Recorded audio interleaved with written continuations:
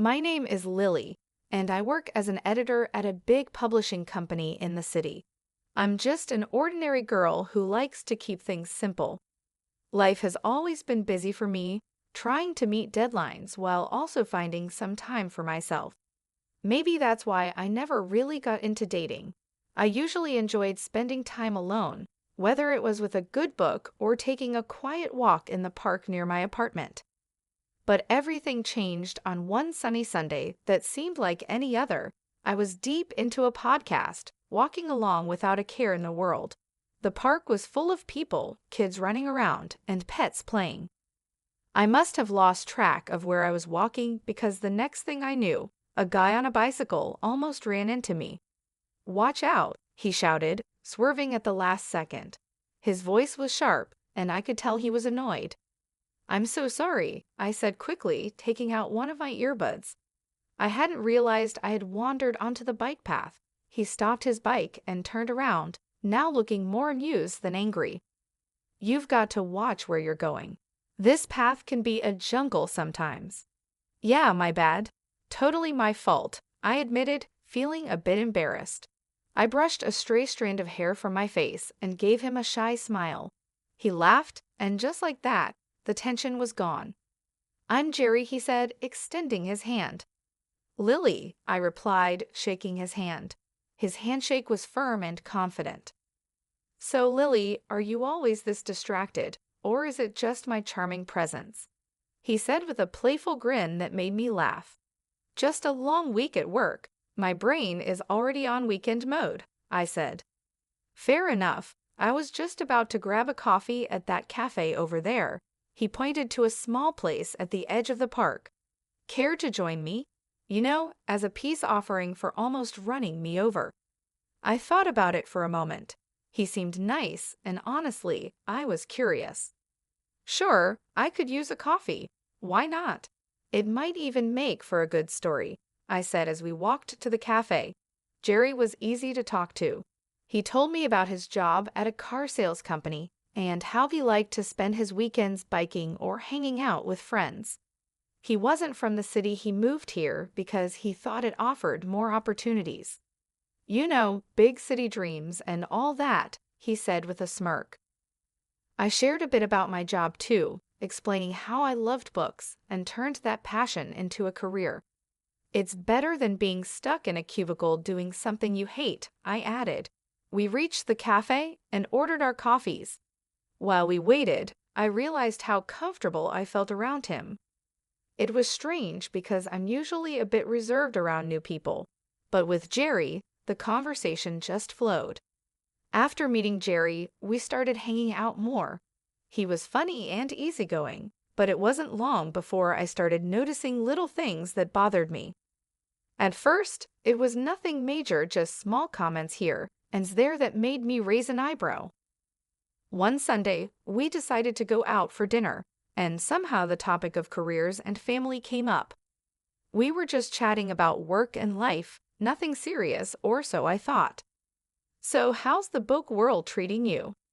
Jerry asked, taking a sip of his beer. "It's busy as always. Deadlines don't stop for anyone," I replied, poking at my salad. "Yeah, I get that, but you wouldn't want to be stuck in that forever, right? I mean, eventually you'd want to settle down, maybe cut back on work hours," Jerry said casually. I paused, my fork midair. "Not really, Jerry. I love what I do. I don't see myself giving it up anytime soon, or ever really." Jerry shrugged. "Sure, but what about when we have kids? Wouldn't you want to be around more?" The question caught me off guard. I chuckled nervously. "That's jumping way ahead, don't you think?" He laughed it off. "Yeah, you're right. Just thinking out loud, I guess." I tried to shake off the discomfort, but it lingered. A couple of weeks later, Jerry invited me to have dinner with his parents. I figured it was a good sign, thing getting serious and all. I was nervous but hopeful. That dinner, though, opened my eyes a bit more. His parents lived in a cozy, well-kept house in the suburbs. His mom, Mrs. David, was all smiles when we arrived. "Lily, so lovely to finally meet you. Jerry has told us so much about you," she gushed, pulling me into a hug. "Thank you for having me, Mrs. David. It's great to meet you too," I replied. I managed to reply with a smile. Dinner was going well until Mrs. Davids started talking about family and marriage. "You know, Jerry was always the responsible one," she said, serving herself more potatoes. "We've always told him how important it is to find a good girl who knows how to take care of a home." Jerry's dad nodded in agreement. "Absolutely, it's about building a strong foundation. A man needs to provide, and a woman, well, she takes care of the home." I glanced at Jerry, hoping he'd say something, but he just focused on his food. Mrs. David continued, "That's how we raised our boys. Family first, right, Jerry?" "Right, Mom," Jerry finally said, looking up. His agreement felt like a punch to the gut. I tried to stay calm. "It's interesting because I've always been very focused on my career. I love my job and believe in contributing equally." Mrs. David smiled, but it felt forced. "Of course, dear, but you'll see, priorities change when you have children. It's only natural for a woman to want to stay at home with her babies." The rest of the evening passed in a blur. We left shortly after dinner, and the drive home was tense. I broke the silence. "Your mom has some strong opinions about family roles. Do you feel the same way?" He hesitated, then said, "I think there's some truth to it. It worked for my parents." Despite the uneasy dinner with Jerry's parents, our relationship continued. Somehow, the good times seemed to outweigh the bad, and I found myself agreeing to marry him. Looking back, love must have blinded me because those warning signs were still there in the back of my mind. The wedding planning began, and it was all a whirlwind. Jerry wanted something simple, and so did I. We decided on a modest ceremony with just close family and friends. As the day approached, the real pressure started to build, not about the event, but about what our lives would be like afterward. After the ceremony at the reception, Jerry's mom pulled me aside. Her smile was wide, but her eyes were serious. "Lily, dear, I'm so happy for you both. Remember, a good wife supports her husband no matter what." "Thank you, Mrs. David. I intend to be a supportive partner," I replied, trying to keep my voice steady. "And remember, dear, when the babies start coming, it's best if you're at home. You can't trust strangers to raise your children," she added. Her words felt like a warning, and the finality in her tone made my stomach churn. I just nodded, not trusting myself to speak. Later, when Jerry and I were alone, I said, "Your mom talked to me about kids and me not working." I started watching his reaction closely.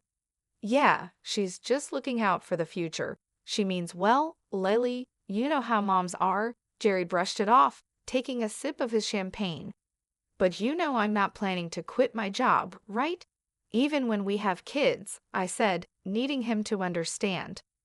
Jerry paused, his face serious. "We'll see, Lily. Things change. We'll do what's best for our family." After our wedding, Jerry suggested we move to a larger apartment closer to his work at the car sales company. The place was nice, bigger than our old one, but it was right next door to his parents' house. I had my doubts about why he chose this particular spot, but I agreed, hoping for the best. Once we settled in, the reality of our new life together began to show. Jerry started bringing up his idea of a traditional family more often, where he would be the breadwinner, and I would handle the household and, eventually, the kids. One evening, we sat down with our finances spread across the dining table, a mess of bills and budgets under the dim light. I tried to show him how keeping both our jobs was better, especially with the economy being unstable. "Look at these numbers, Jerry. With both incomes, we're not just getting by, we're actually saving. It doesn't make sense for me to quit my job," I said, pointing at the spreadsheet. Jerry shook his head, pushing the papers away slightly. "It's not just about the money, Lily. It's about having a real family life, you know, like my parents had." I sighed, feeling frustrated. "But it's not the past, Jerry. Things are different now. We both need to contribute." He didn't seem convinced, and the discussion ended with a heavy silence. The situation got more complicated with his mother, Mrs. David, living so close. She dropped by often, unannounced, each visit with a new critique about how I was managing our home. One afternoon, I was sorting through some work emails when she came in without a greeting. She started inspecting the house, wiping her finger along the bookshelf, looking for dust. "Lily, you really should focus more on keeping a cleaner house. A dusty home is not a healthy home," she said, her tone sharp. I clenched my teeth, trying to stay calm. "I cleaned yesterday, Mrs. David, and I work full-time. It's just a little dust." "That's just it, you work too much. If you were home more, maybe things wouldn't slip through," she countered, walking over to the linen closet. She pulled out a sheet, checking for any signs of improper laundering.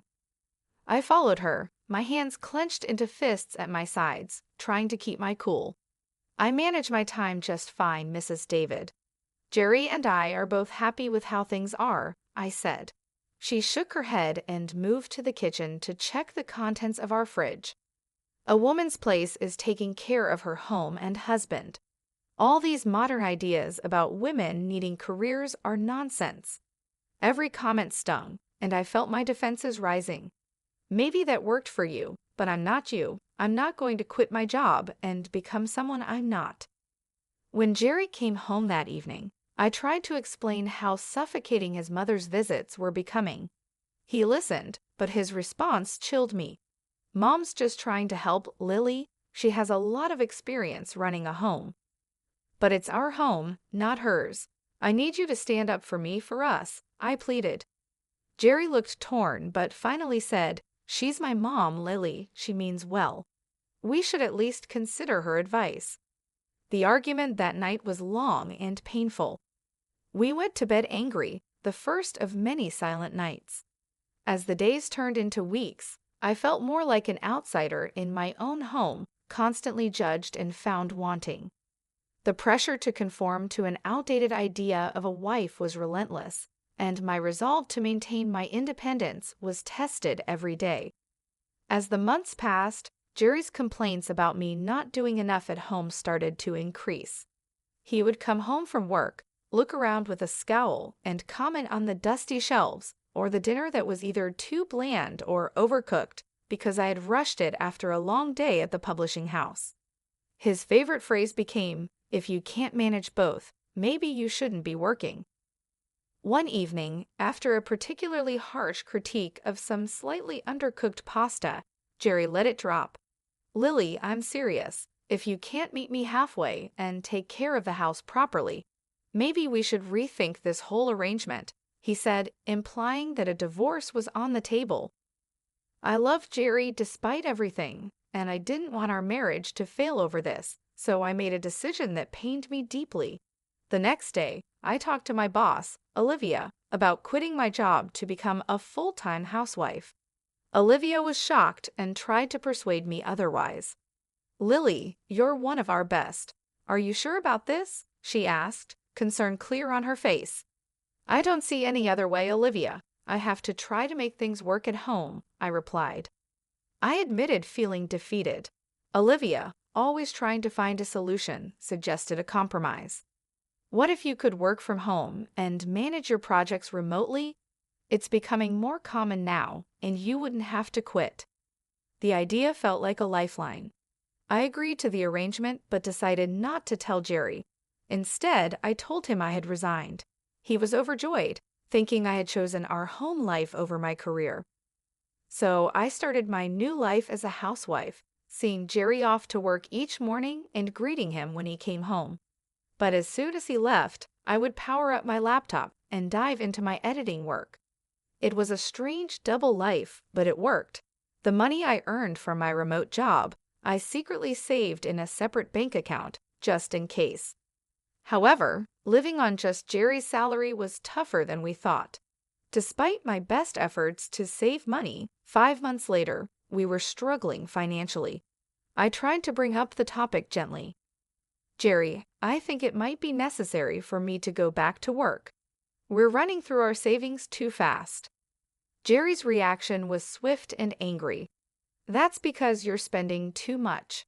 You need to learn how to save properly, he snapped. I was stunned. I hadn't bought anything for myself in months, and always looked for the cheapest deals at the supermarket. His words hurt deeply, and I felt a mix of anger and humiliation. The next day, his mother came over with the intention of teaching me how to budget. She dragged me to the store and pointed out the cheapest, often lowest quality products. Buy these, Lily. Stop wasting money on expensive stuff, she lectured as we walked down the aisles.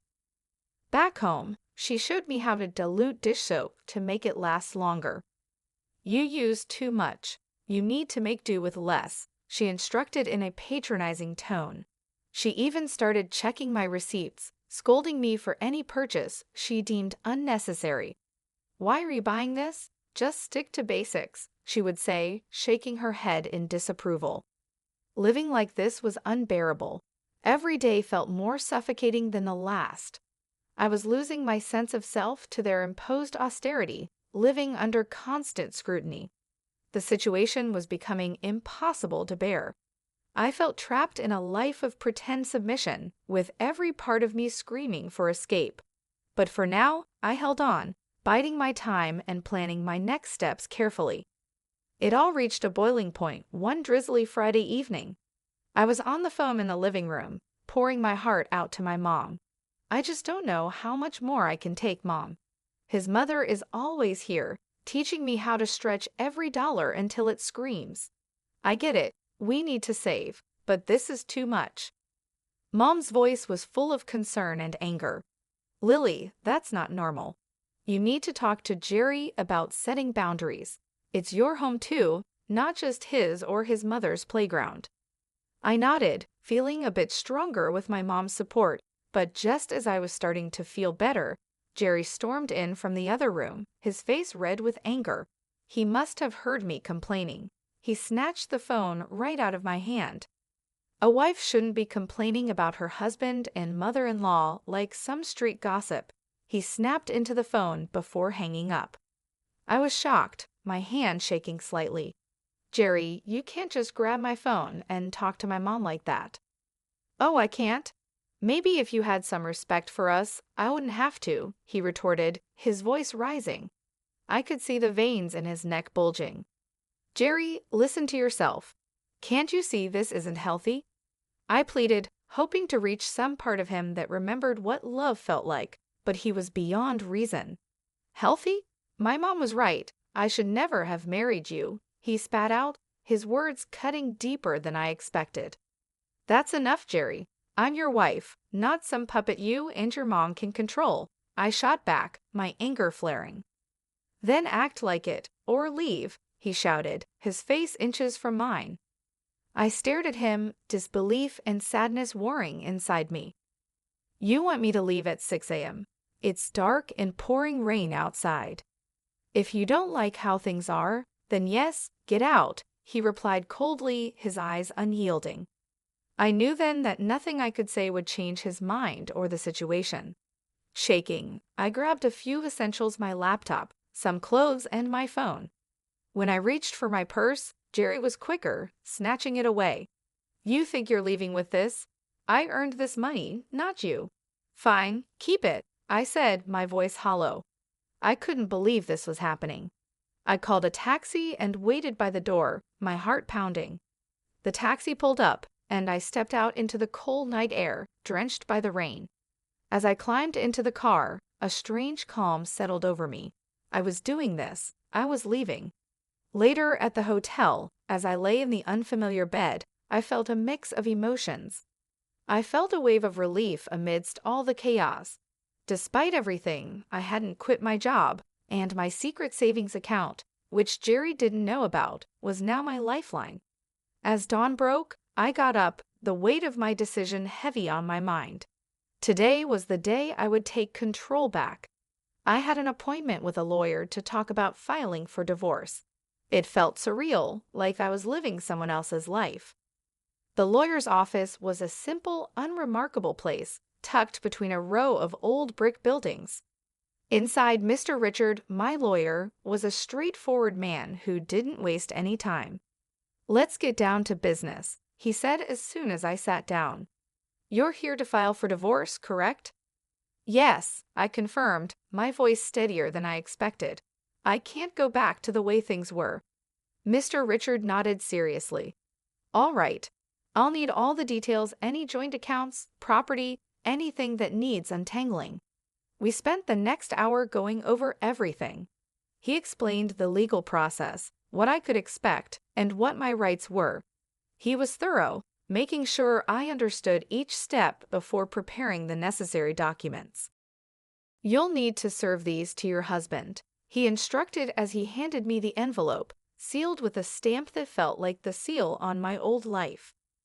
With the divorce papers in hand, I went back to the apartment I had shared with Jerry. He was still asleep, probably exhausted from last night's argument.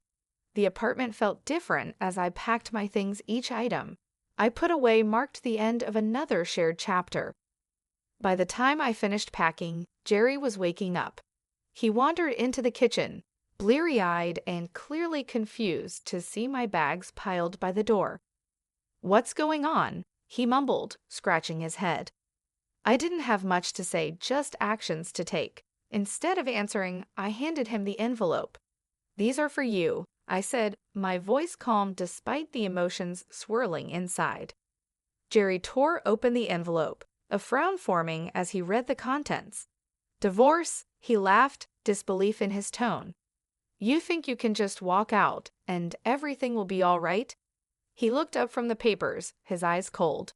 "Come back when you're ready to apologize, and maybe I'll consider taking you back. But remember, you'll have to listen to my mother from now on."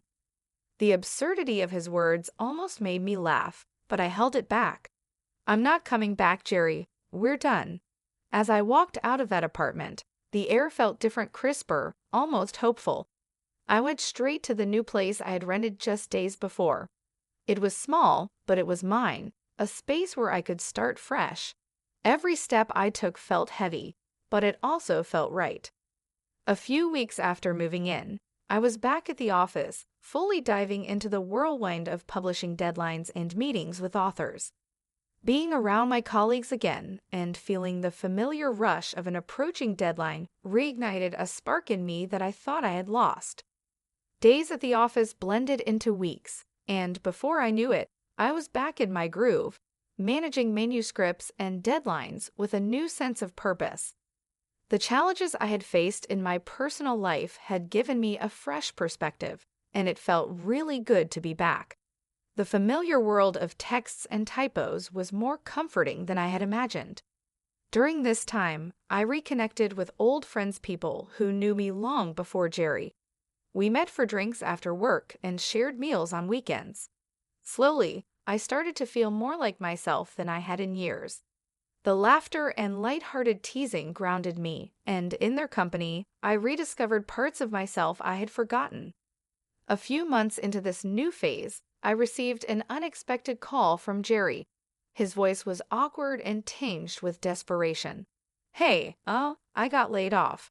Things are pretty rough," he started, stumbling over his words. "I was thinking maybe you could help me out financially. And, maybe we could start over, rebuild. I mean, if you apologize to me and my mom and show some commitment." His request hung in the air, audacious and somewhat insulting given our history. "Jerry, you really think I'd come back to support you and your parents after you kicked me out?